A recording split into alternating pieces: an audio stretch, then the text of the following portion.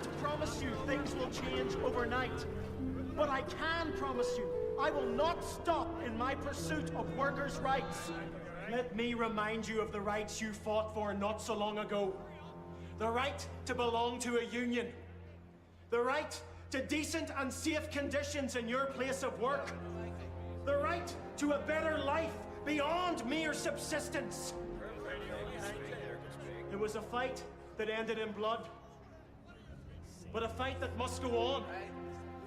But only with the workers united behind the banner of the Labour Party. What's your policy on home rule? No secret. We're behind it. As is the Liberal Party and the majority of people both here and in England. Then you're a papist stooge! And you need to broaden your thinking and see beyond your own narrow prejudice. Home rule is Rome rule! A fair day's Home pay for a rule fair is day's Rome work. rule! Union Home rule representation, is Rome decent rule! and safe Home conditions rule in is your Rome place of rule! work. Equal pay regardless of your religion.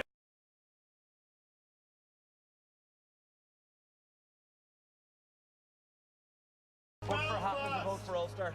A defeat for the Conservatives. It's a defeat for Ulster. For all that we hold dear. For our livelihoods. And for everything we have worked for. It will bring an end to the Protestant religion in Ireland. And a clear message must be sent to London. That Ulster will not stand for this. We simply will not stand for this. Thank you. Thank you for your support. Thank you.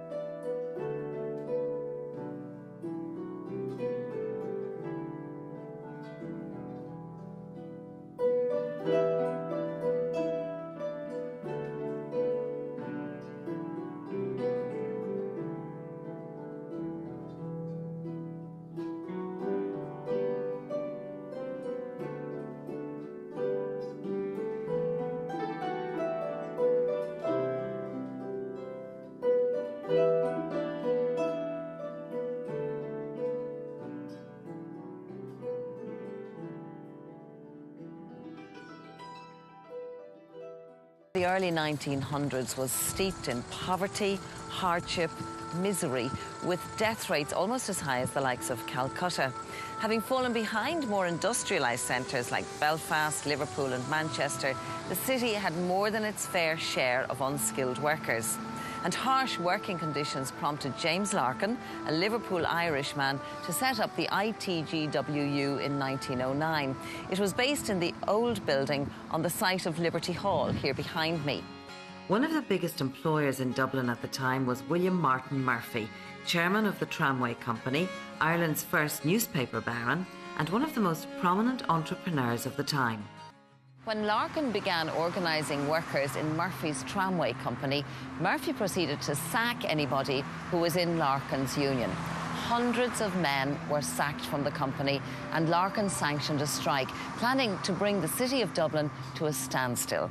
However, Murphy got wind of this plan, and he was well prepared with replacement staff. This protest became known as Bloody Sunday.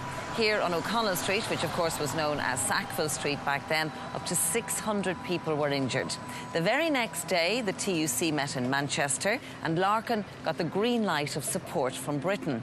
So overnight, the situation was transformed from a local dispute between tram drivers and conductors into an international one about union recognition.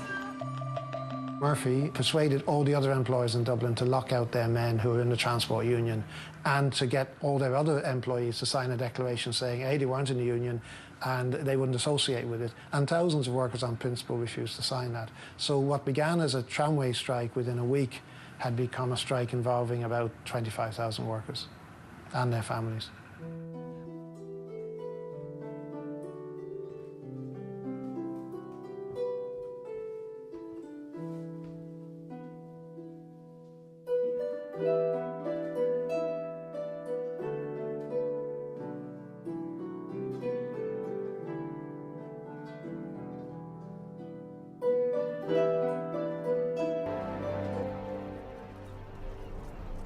being convinced in our consciences that Home Rule would be disastrous to the material well-being of Ulster, as well as the whole of Ireland, subversive of our civil and religious freedom, destructive of our citizenship, and perilous to the unity of the Empire, we whose names are underwritten do hereby pledge ourselves in solemn covenant to stand by one another in defending for ourselves and our children our cherished position of equal citizenship in the United Kingdom, and in using all means which may be found necessary to defeat the present conspiracy to set up a Home Rule Parliament in Ireland, and in the event of such a Parliament being forced upon us, we pledge ourselves to refuse to recognize its authority, in sure confidence that God will defend the right. We hereto subscribe our names. 3 cheers for Sir Edward Castle and the freedom of Ulster. Hip hip! Hooray! Hip hip! Hooray! Hip hip! Hooray!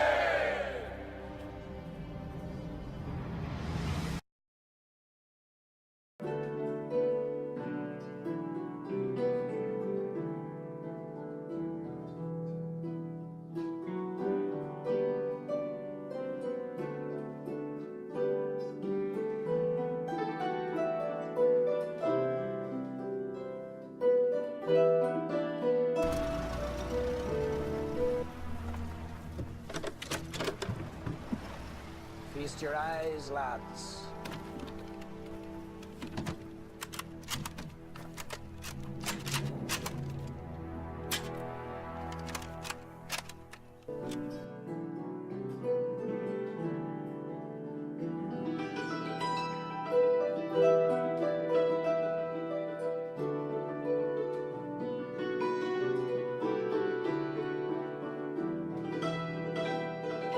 Thank you.